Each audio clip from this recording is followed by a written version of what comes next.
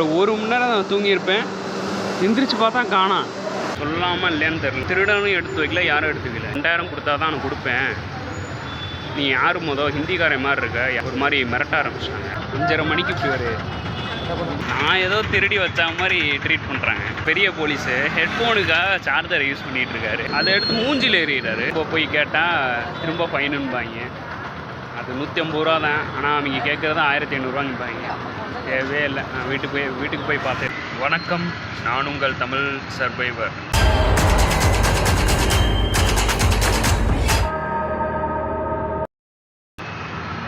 காலையிலே மந்திரிச்சு விட்டாங்க.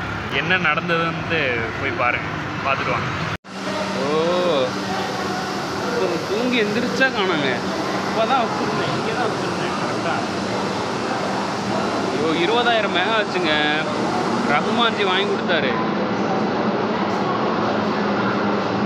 நான் இந்த கண்டென்ட்டுக்காக வீடியோ பார்க்கணுன்றக்காக பண்ணலைங்க. தூங்கியிருந்தேன். சார்ஜ் போட்டு சரி நல்லா சார்ஜ் ஏறுமே, அடுத்ததுக்கு யூஸ் ஆகுமே தூங்கியிருந்தேன். அந்த இதை ஹோல்டரோடு எடுத்துகிட்டு போயிருக்காங்க. என்ன பண்ணுறதுனே சொல்லுங்க. காலைக்கு எந்திரிச்சோடனே இப்படியானா? தலை சுற்றுதுங்க. இதை வச்சு தான் பெரிய பிளான் போட்டிருந்தேன். அடுத்து இந்த பவர் பேங்க்கில் ஏற்றி அடுத்தடுத்து சூப்பராக போயிட்டுருக்கணும். அடுத்து பெரிய பிளாக் இருக்குது. செகண்ட் கிளாஸ் வெயிட்டிங் ரூம் சொல்லிவிட்டு ட்ரெயின் டிக்கெட் வாங்கிட்டு வந்துட்டு சரி சார்ஜ் போடலாம்னு சொல்லிட்டு சார்ஜ் போட்டு தூங்கியிருந்தேன். யாவும் சொல்லி எதிரே பார்க்கலங்க. லெவலில் ஃபோன் இருக்குது. ஃபோன் இல்லைன்னா இதே எடுத்துருப்பாங்க. ஃபோனை பையில் வச்சுக்கிட்டு தூங்கியிருந்தேன். லெவலில் அதை எடுக்கலை. சார்ஜு ஹோல்டரையும் இந்த பவர் பேங்க் ஒயர் வரும்ல, அதையும் பவர் பேங்கையும் 3மே எடுத்துட்டாங்க.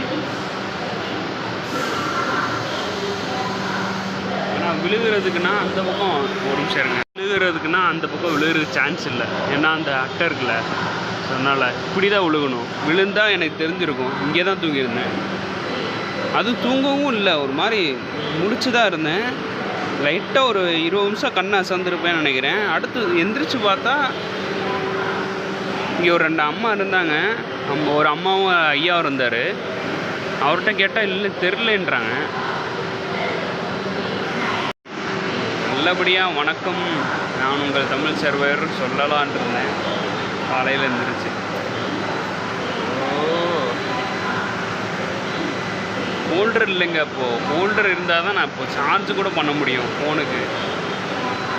வெறும் வயரை வச்சுட்டு நான் என்ன பண்ணுறது?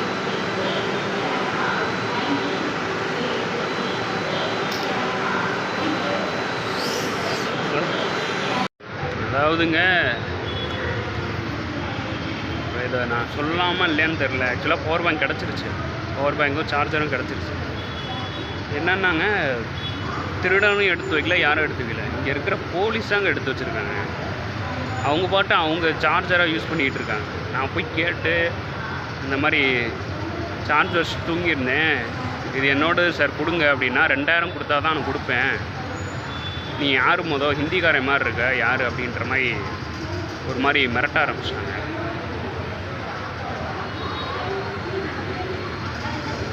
வழியாக கிடச்சிருச்சு. ஏதோ கேட்டு அவங்க 2 போலீஸையும் நான் நேம் சொல்ல விரும்பலை. இருந்தாலும் ஒரு 2 தட்டு தட்டி இந்த மாதிரி இதில் இருக்காது தம்பி, ரொம்ப மோசம் ஏரியா, நாங்கள் எடுத்து வச்சோம், நீங்கள் திருடி போயிட்டு இருந்தால் என்ன ஆயிருக்கும் அப்படின்ற மாதிரி சொல்லி இதை பண்ணுறாங்க. இதில் என்னோடய தப்பு இருக்குன்னு தான், இல்லைன்னு சொல்ல. ஆனால் இப்போ இப்படி எடுத்து வச்சுட்டு ஏன் இப்படி பண்ணுறாங்கன்னு தெரியல. சரி, ஓகேங்க, இப்போ கிடச்சிச்சு, ஓகே தான். இனிமேல் இந்த தவறு பண்ணக்கூடாதுன்னு நினைக்கிறேன். இதை கற்றுப்போம். சரி, ஓகேங்க, வாங்க போகலாம். கரெக்டாக காலையில் 5:30 மணிக்கு இப்படி ஒரு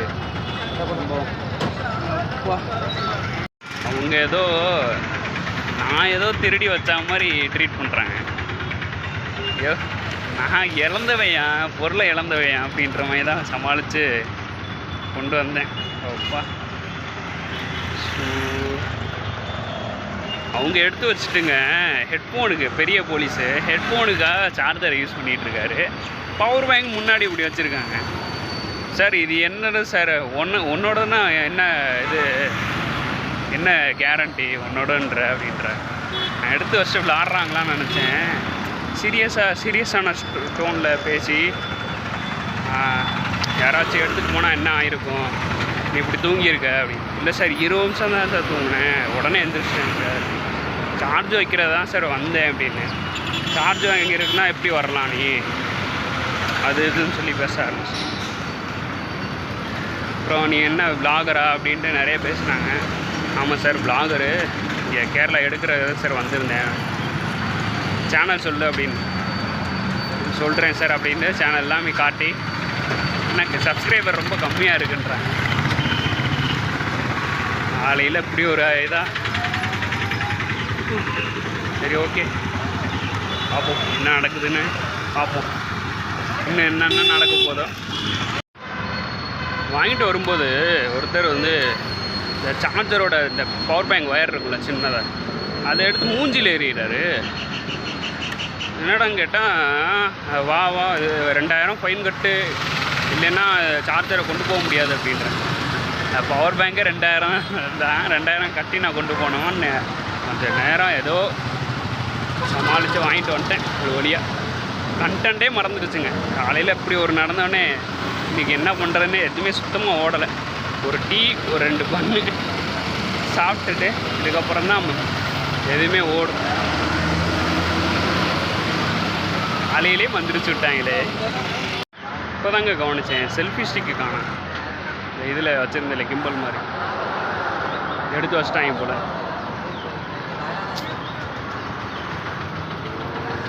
திரும்ப போய் கேட்டால் திரும்ப ஃபைனுன்பாங்க. அது 150 ரூபா தான், ஆனால் அவங்க கேட்குறது 1500 தேவையே இல்லை. நான் வீட்டுக்கு போய் பார்த்து எடுத்தேன். காலையிலே வந்துருச்சு விட்டாங்க. போயிட்டு ஒரு டீயும் ஒரு 2 வடை சாப்பிட்டா தான் சரியாகும். வடிவேலு ஏதோ ஒரு படத்தில் சொல்லுவார்ல, இறங்கிருச்சே அப்படின்ட்டு, இந்த மாதிரி ஆயிடுச்சு. நான் விளாட்டு காட்டுறாங்க காலங்காத்தால். அங்கே மூளை ஒரு டீயை போட்டு அப்புறம் யோசிப்போம் என்ன பண்ணுறது. இந்த டீ கடையில் டீ சாப்பிட்டவங்க தான் கொஞ்சம் ஒரு மாதிரி இருக்குது, நல்லாயிருக்கு. வாங்க நேராக அதை பற்றி எதுவுமே யோசிக்காமல் ஸ்ட்ரைட்டாக அந்த கோயிலுக்கு போவோம். கோயிலுக்கு போயிட்டு சாமி கும்பிட்டு பக்கத்தில் பீச் இருக்குல்ல, அதை போய் பார்த்துட்டு அப்படியே நம்ம கிளம்புவோம். சார்ஜு போட்டு நீ பாட்டு தூங்குற அப்படின்றாங்க. சார்ஜு போட்டு தூங்க தானே ஏன் செஞ்சேன்.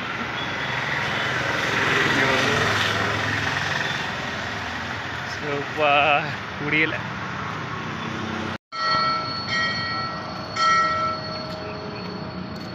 ஒரு வழியாக வந்தாச்சுங்க, பத்மநாப சுவாமி டெம்பிள். ஆக்சுவலாக இப்படி அந்த பக்கம் போகணும் பின்னாடி, அதுதான் கோபுரம் அங்கே தான் இருக்குது. இது பத்மநாப சுவாமி டெம்பிள் தானா, இது மலையாளத்தில் இருக்கானா ஒன்றுமே புரிய மாட்டேங்குது. சரி ஓகே வாங்க அந்த பக்கம் போவோம், மேப்பில் இருக்கிற மாதிரியே போவோம். வந்துட்டோங்க. ஆக்சுவலாக அது மதன் கோரி வீடியோவில் பார்த்தது, ஃபோட்டோவில் பார்த்தது. நேரில் பார்ப்பேன்னு சத்தியமாக நான் எதிர்பார்க்கவே இல்லை. அப்படியே பார்ப்போமா, அப்படியே பெரிய குளம் இருக்குது, அப்படியே அந்த டெம்பிள் அந்த கோபுரம் இருக்குது பாருங்கள்.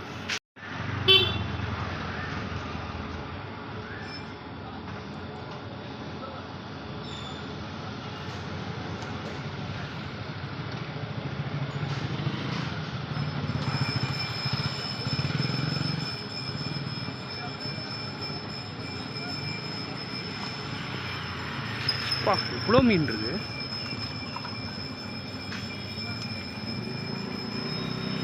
பாட்டி சாப்பாடு போடுறாங்க, இட்லி போடுறாங்கன்னு நினைக்கிறேன்.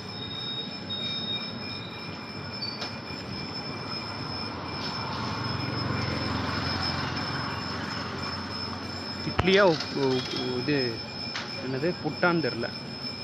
இங்கே பாருங்க எவ்வளோ மீன். அது உள்ளதான் அந்த 7 கதவோ 8 கதவோ சொன்னார்ல, அது இப்படி போகணும். உள்ளே வந்து எப்படியும் கேமரா அலௌட் இருக்காதுன்னு நினைக்கிறேன். அதனால் நம்ம என்ன பண்ணுவோம், இன்னும் குளிக்கல கோயிலுக்கு போனால் நல்லா இருக்காது. அதனால் நேராக பீச்சுக்கு போவோம். பீச்சுக்கு போயிட்டு நான் குளிச்சுட்டு ரெடி ஆகிட்டு அப்படியே நம்ம நாகர்கோவில் போயிடுறோம். ஏன்னா இங்கே இருக்கிறது சரியில்லை. நாகர்கோவில் போயிட்டு அங்கே போயிட்டு வீடியோ எடுத்துகிட்டு முதல்ல இந்த vlog முடிச்சுட்டு வீட்டுக்கு போகிறேன். ஃபஸ்ட்டு டயர்டாக இருக்குது எனக்கு. இன்னும் அந்த யோசனையே தாங்க இருக்குது காலையில். அதாவது 2 பேர் இந்த பவர் பேங்க் எடுத்து வச்சாங்கல்ல அந்த போலீஸ். அந்த போலீஸில் ஒருத்தர் கேட்குறாரு, என்னப்பா பவர் பேங்க் காணான்னா போய் தேடுப்பா, யாராச்சும் எடுத்துகிட்டு போகிறாங்க அப்படின்றாரு. இல்லை சார் பவர் பேங்க் கிட்ட தான் சார் இருக்குது. ஏன் எங்கிட்ட தான் இருக்கா? அப்போ போய் கம்ப்ளைண்ட் பண்ணுப்பா, போலீஸில் போய் கம்ப்ளைண்ட் பண்ணுப்பா அப்படின்றாரு. இதுக்கு என்ன கமெண்ட் சொல்கிறதுன்ட்டு தெரில. உங்களுக்கு ஏதாவது கமெண்ட்ஸ் தெரிஞ்சால் கீழே கமெண்ட் பண்ணுங்க. என்ன சொல்கிறதுன்னே தெரில. காலையிலே எப்படியா நடக்கணும், யார் தெரிஞ்சால் சொல்லுங்கள் கீழே கமெண்ட்ஸில். பீச் முடிச்சுட்டு நேராக நாகர்கோவில் போயிட்டு வியூஸ் எல்லாம் பார்த்துட்டு வேறு என்ன கிளிப் எடுக்க முடியுமோ எடுத்துகிட்டு சேம் அப்படியே வந்து கையில் ஒரு 100 ரூபா இருந்துச்சுல அதை வச்சுட்டு நேராக ட்ரெயின் ஏறி எவ்வளோ தூரம் மதுரைக்கு போக முடியுமோ அவ்வளோ தூரம் போயிட்டு இந்த vlog முடிச்சிடலான்னு நினைக்கிறேன். அதான் மதுரைக்கு போயிட்டு இந்த vlog முடிச்சிடலாம். இல்லைன்னா நாகர்கோவில் போயிட்டு ட்ரெயின் ஏறுறத காட்டிட்டு அப்படியே முடிச்சுக்கலான்னு நினைக்கிறேன். சரி ஓகேங்க, போவோம் எப்படி போகுதுன்னு பார்ப்போம். ஃபஸ்ட்டு பீச்சுக்கு போவோம். எனக்கு இன்ன வரைக்கும் அது பதில் தெரில. சார்ஜ் போட்டு நீ பாட்டு தூங்குற அப்படின்றாரு ஒரு vlogger. அவ்வளோ அலைஞ்சு தெரிஞ்சிருக்கோம். நீங்களே சொல்லுங்கள், எனக்கு தெரில சார்ஜ் போட்டு என்ன பண்ணுவோன்றது. அசதியாக இருந்தால் என்ன பண்ணுவோன்றது. சார்ஜ் போட்டு தூங்க தானே செய்வோம். இல்லை எனக்கு தெரில, நீங்கள் கமெண்ட்டில் ஏதாவது தெரிஞ்சால் சொல்லுங்கள். இனிமேல் சார்ஜ் போடும்போதெல்லாம் அந்த ஞாபகம் தானே வரும். ஸ்ட்ரைட்டாக வந்து விலாத்துரான்ற ஒரு பீச் இருக்குது, அங்கே தான் அவன் போயிட்டுருக்கோம். வாங்க போய் பீச் ஆயாச்சும் பார்ப்போம், நிம்மதியாக பார்ப்போம். வந்தாச்சுங்க பீச்சுக்கு. அந்த பக்கம் போய் பார்க்கலாம்னு நினைக்கிறேன். இதுதான் என்ட்ரன்ஸ்னு நினைக்கிறேன் ஆக்சுவலாக. வாங்க அப்படியே உள்ளே போய் பார்ப்போம்.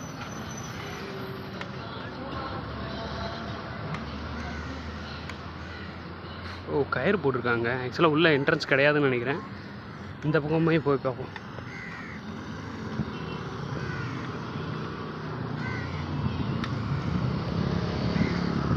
குளிக்கலாமா இல்லையான்றது தெரில. போட் ஆனால் இருக்குது, நிறையா இது இருக்குது. ஒரு பெரிய பாலம் மாதிரி போட்டுருந்துச்சு. ஓ இதாக இருக்குங்க, மேப்பில் ஒரு பெரிய பாலம் மாதிரி இருந்துச்சு. எங்கேன்னு தேடிக்கிட்டு இருந்தேன், வந்தோடனே இதாக இருக்குது. உங்களுக்கு அப்படியே அந்த பக்கம் போயிட்டு காமிக்கலான் இருந்தேன். ஆனால் நூல் போட்டிருக்காங்க, ரெஸ்ட்ரிக்டட் ஏரியான்னு நினைக்கிறேன், போகக்கூடாதுன்னு நினைக்கிறேன். சூப்பராக இருக்குல்ல, குளிக்கலான்னு ஆசையாக தான் இருக்குது.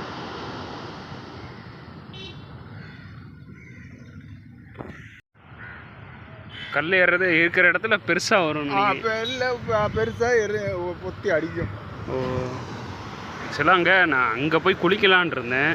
சேம் வந்து ஐயா என்ன சொல்கிறாருன்னா, கல் இருக்கிற இடம்லாம் பெரிய அலையாக இருக்கும், சும்மா ஜஸ்ட்டு இங்கே நார்மலாக இங்கே குளிங்க அப்படின்றாங்க. ஆனால் இங்கே வந்து பெரிய பெரிய அலையாக வந்து அப்படியே இழுக்குது. அதான் யோசிக்கிறேன் என்ன பண்ணுறதுன்ட்டு. குளிக்கலாமா இல்லை எப்படின்ட்டு. ஆக்சுவலாக குளிக்கலான்னு ஆசையாக வந்தால் பெரிய பெரிய அலையாக அடிக்கும். அதான் யோசிக்கிறேன். முன்னாடி பார்த்தீங்கன்னா தெரியும், பெருசு பெருசு அப்படியே இழுக்குது, மண் அப்படி இழுக்குது. அதான் யோசிக்கிறேன், வேற ஒன்றும் இல்லை. இல்லைப்பா நீ வந்து சும்மா அந்த வியூஸ் ஏற்றுறக்காண்டி நீ போலீஸ் மேலே பழி போடுற அப்படின்ற மாதிரி கூட நீங்கள் நினைக்கலாம். எனக்கு என்னன்னாங்க அவங்கள மேலே பழி போட்டு நான் என்ன பண்ண போகிறேன். நான் வந்து நார்மலாக தான் போயிட்டுருக்கேன். நார்மலாக முன்னாடி இருக்கிற விளாக்ஸ் எல்லாம் நீங்கள் பார்த்தா தெரியும், பொறுமையாக நல்லா சிரிச்சுக்கிட்டே விளாக் வந்து அப்படி தான் போட்டுக்கிட்டுருப்பேன். எனக்கு இப்போது காலையில் நடந்த இன்சிடெண்ட்டை வச்சு தான் நான் சொல்கிறேன், நடந்ததை வச்சு தான் சொல்கிறேன்.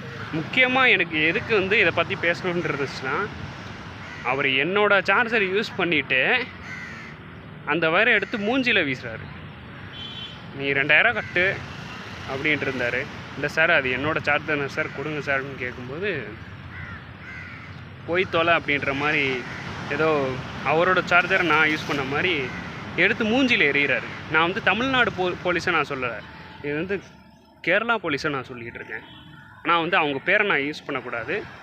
சேம் வந்து இந்த இடத்துல நானும் அந்த இடத்துல தப்பு செஞ்சுருக்கேன். என்ன தப்புன்னா, அவங்ககிட்ட கேட்காம, போலீஸ்கிட்ட கேட்காம நான் போயிட்டு சார்ஜ் போட்டுட்டு தூங்கியிருக்கேன் அந்த இடத்துல. என்னை மாதிரி நிறைய பேர் தூங்கியிருக்காங்க சேம் அதே இடத்துல. போலீஸ்கிட்ட கேட்டாங்களா இல்லையான்னு தெரில. நான் ஒரு ஆஸ் எ விளாகராக ஒரு அங்கே வந்து ஒரு ரயில்வே ஸ்டேஷனில் ஒருத்தர் சொன்னார், இந்த மாதிரி உனக்கு சார்ஜ் வைக்க வேறு இடம் இல்லைன்னா நீ ரயில்வே ஸ்டேஷன் பொதுவான இடம் தான், அங்கே போயிட்டு நீ ரயில்வே ஸ்டேஷன் போயிட்டு சார்ஜ் வச்சுட்டு நீங்கள் அங்கேயே வந்து கொஞ்சம் ரெஸ்ட் எடுக்கணும்னா ரெஸ்ட் எடுத்துக்கலாம் அப்படின்ற மாதிரி சொன்னார். நான் அதை கேட்டுட்டு தான் போனேன். மேபி என் மேலே தப்பு இருந்திருக்கலாம். அது வந்து போலீஸை சொல்லாமல் போயிட்டு நான் வந்து சார்ஜ் வச்சு தூங்கினது, அது வந்து மேபி அந்த தப்பு இருந்திருக்கலாம். ஆனால் வந்து இது அதுக்கு வந்து அவர் வந்து நீ ஹிந்திக்காரனா அப்படின்னு சொல்லிட்டு சார்ஜர் அந்த வயரை எடுத்து ஃபேஸில் வீசுறது எனக்கு எந்த விதத்தில் ஞாபகன்றது எனக்கு தெரில. சேம் வந்து அந்த 2 கொஸ்டின் எதுக்கு கேட்டாங்கன்னு தெரில. அதாவதுங்க, நான் இப்போ யோசித்தேன் என்னென்னா, மேபி அந்த இடத்துல நான் ஏதாவது தேவையில்லாத தப்புகள் எதுவும் பண்ணியிருந்தேன்னா என்னன்னு தெரியலை. சிசிடிவி கேமரா செக் பண்ணி பார்த்தா தான் தெரியும். ஆக்சுவலாக வந்து என்னென்னா, அங்கே போனேன், வ்ளாக் வீடியோஸ் பார்த்தேன். வ்ளாக் வீடியோஸ் பார்த்துட்டு சேம் அப்படியே நான் தூங்கிட்டேன். அதுக்கப்புறம் ப்ளக் பாயிண்ட்டு தான் பக்கத்தில் இருக்குது, பவர் பாயிண்ட் மேலே இருக்குதுன்னு சொல்லிவிட்டு ப்ளக் பாயிண்ட் பக்கத்துலேயே தூங்கிட்டேன். வேறு எதுவும் தப்பாக எதுவும் பண்ணேன்னா எனக்கு தெரில. இல்லை என் சைடில் எதுவும் தப்பு இருக்கான்னு தெரில. சப்போஸ் என் சைடில் எதாவது தப்பு இருந்துச்சுன்னா ரொம்ப அங்கேயே சாரி கேட்டுக்கிறேன். ஏன்னா வந்து என் தப்பில் என் சைடில் எதாவது தப்பு இருந்தால் அவங்க விசாரிச்சுருப்பாங்க. அதை பற்றி இந்த மாதிரி வந்து ஏன்பா பண்ணிகிட்டு இருக்க அப்படின்ற மாதிரி விசாரிச்சுருப்பாங்க. பட் என்ன சொன்னாங்கன்னா, வ்ளாகர் அப்படின்னு கேட்டாங்க. வ்ளாகரா அப்படின்னு சொன்னாங்க. ஆமாம் சார் அப்படின்னு. அப்புறம் வந்து நீ என்ன சின்ன பிள்ளையா, இந்த மாதிரி வந்து கேட்காம வந்து சார்ஜ் போடுற, நீயா தூங்குற அப்படின்ற மாதிரி கேட்டார். மற்றபடி வேறு எதுவும் தப்பாக எதுவும் சொல்லலை. அப்புறம் எதுக்கு வந்து இந்த வயரை தூக்கி மூஞ்சியில் அடிக்கணும் சரியாக தெரிலங்க. என் சைடில் எதாவது தப்பு இருந்தால் நான் சாரி கேட்டுக்கிறேன். இன்னும் புரியல எதுக்கு எப்படி நடக்குது. காலையிலேருந்து ஒரு மாதிரி டாங்காகவே இருக்குது. ஓகே, பார்க்கலாம் எப்படி போகுதுன்னு பார்க்கலாம். இப்போ நாகர்கோவில் தான் போயிட்டுருக்கேன். மேபி இதோட வீடியோ முடிச்சுக்கலான் இருக்கேங்க. நான் நேராக வீட்டுக்கு போயிட்டு தான் பேசணும். மேக்ஸிமம் வந்து கேரளா வ்ளாக் முடிஞ்சு நான் நேராக வந்து வீட்டுக்கு போயிட்டு பேசலான் இருக்கேன். நேராக வீட்டுக்கு போயிடுறேன். நாகர்கோவில் நான் சும்மா ஜஸ்ட்டு ஒரு வீடியோ போடுறேன், போயிட்டு ஜஸ்ட்டு போகிற மாதிரி வீடியோ போட்டுட்டு நேராக வந்து வீட்டுக்கு போயிட்டு நான் கொஞ்சம் ரெஸ்ட் எடுக்கணும்னு நினைக்கிறேன். எனக்கே தெரியும் வேறு எதுவும் தப்பு பண்ணேன்னா எனக்கு தெரில, எதுக்கு இப்படி விசாரிச்சாங்கன்னு எனக்கு தெரில. சரி, ஓகேங்க. லாஸ்ட்டாக அந்த கொஸ்டின் கேட்குறேன், நீங்கள் முடிஞ்சால் பதில் சொல்லுங்கள். சார்ஜ் போட்டு நீ பாட்டு தூங்கியிருக்க அப்படின்னாரு, அதுக்கு முடிஞ்சால் பதில் சொல்லுங்கள். எதுக்கு கேட்டாருன்னு எனக்கும் தெரில. சார்ஜர் வச்சுட்டு அவங்களே எடுத்து வச்சுக்கிட்டு அதுக்கப்புறம் போயிட்டு நீங்கள் போலீஸில் கம்ப்ளைண்ட் கொடுங்க அப்படின்ற மாதிரி சொன்னாங்க. எனக்கு சத்தியமாக இன்னும் புரியலை என்ன நடக்குதுன்ட்டு. ஆக்சுவலாக என் மேலே சைடில் இப்போயே நான் சொல்கிறேன், என் சைடில் ஏதாவது தப்பு, அங்கே ஏதாவது நானாக என்ன தெரியாமல் தப்பு பண்ணியிருந்தால் நான் சாரி கேட்டுக்கிறேன். சரி, ஓகேங்க, நன்றி. நாளைக்கு பார்க்கலாம். இப்படி ஒரு வீடியோ அமையும்னு நான் சத்தியமாக எதிர்பார்க்கல. சரி, ஓகேங்க, நன்றி.